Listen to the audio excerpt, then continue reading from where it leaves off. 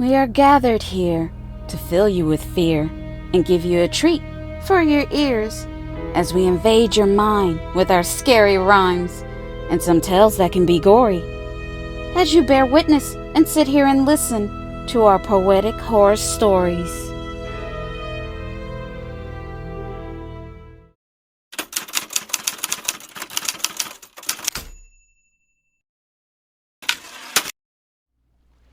I was so stressed from work, I decided to take a walk deep in the woods late one day. That's where I found her body, a lady in the lake. She was just floating there, with leaves and twigs tangled in her hair.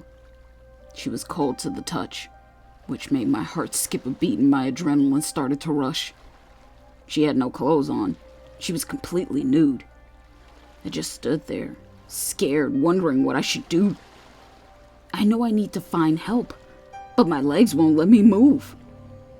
Because I was captivated by how peaceful she looked, just lying there. She looked like a kind of a mannequin. She didn't look real. There was something about her eyes, all lifeless and cloudy, just staring up into space, and how the lake water surrounded her face, encapsulated it, just like a picture frame.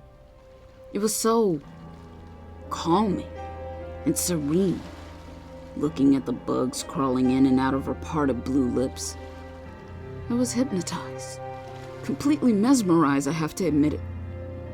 I started to wonder what it would be like to be dead, to be cold and stiff, not to be able to take a breath. I know this sounds morbid. I guess I have a fascination, better yet a curiosity with death I didn't foresee. It awakened an interest deep inside of me.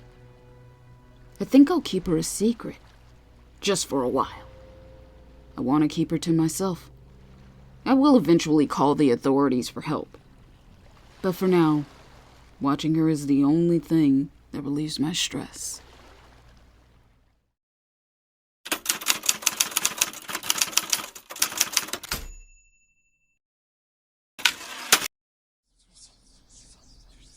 I keep hearing voices late at night screaming from my well. The voices sounded like they are coming straight from the pits of hell. I know there's something at the bottom of the well, and the darkness is where it dwells. I started to hear the voices about a week ago.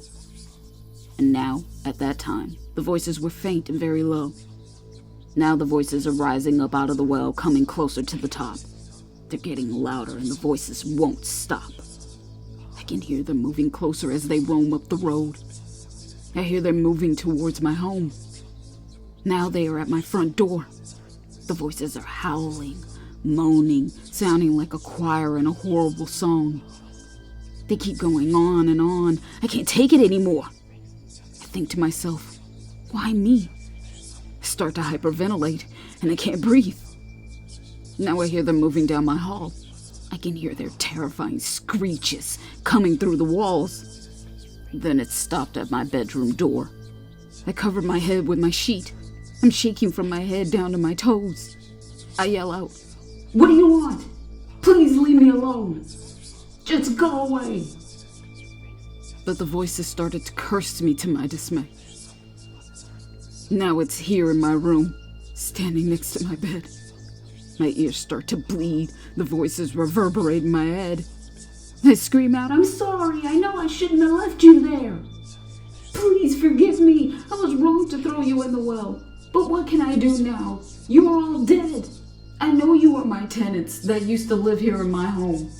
Martin, John, Brian, Steve, and Jerome.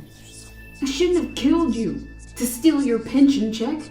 I know this was wrong. I admit it. Now go away and leave me alone." Suddenly, the voices went silent. Then I pulled my sheet down to take a peek. I was praying that it was over and that they would leave. But what I saw was a grotesque, mixed-up thing mashed together body parts. And in the chest area was a gaping hole with no beating heart. Suddenly, without warning, they roared out, "No!" The voice simultaneously spoke, and what they said left a lump in my throat. "We came back for you and want our revenge. We're going to tilting point, limb from limb. Nice and slow.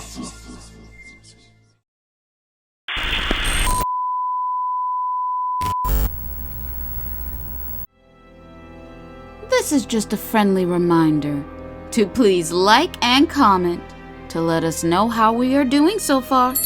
We would love to hear from you all. And if you're new, please subscribe and become a part of the PHS crew. And we thank you.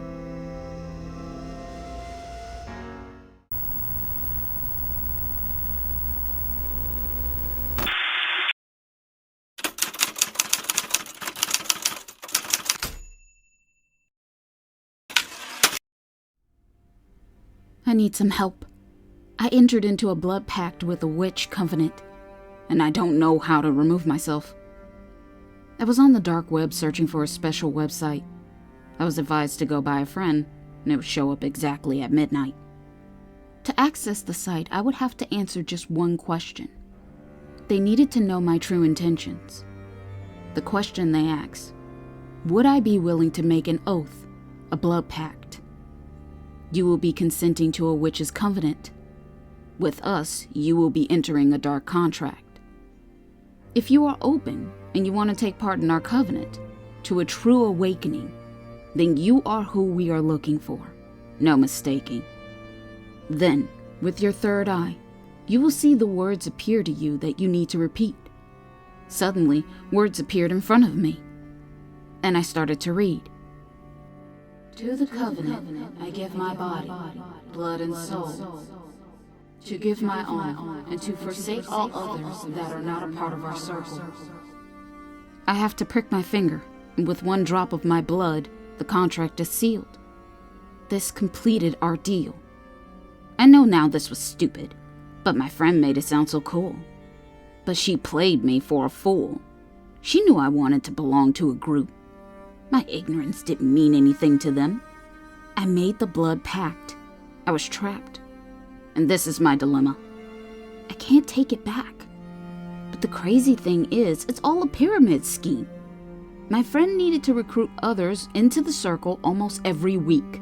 And only the top witches get perks and the cool new spells, potions, and books, while us low-level witches do all the hard work. Once a year, they would have their witches' conference in Hawaii. They look down their noses at us. They act all high and mighty. They tell us this is what we should be striving for. If you do what you are told, you can be just like us, but you have to meet your goals. This is truly hell. All I wanted to do was cast some spells.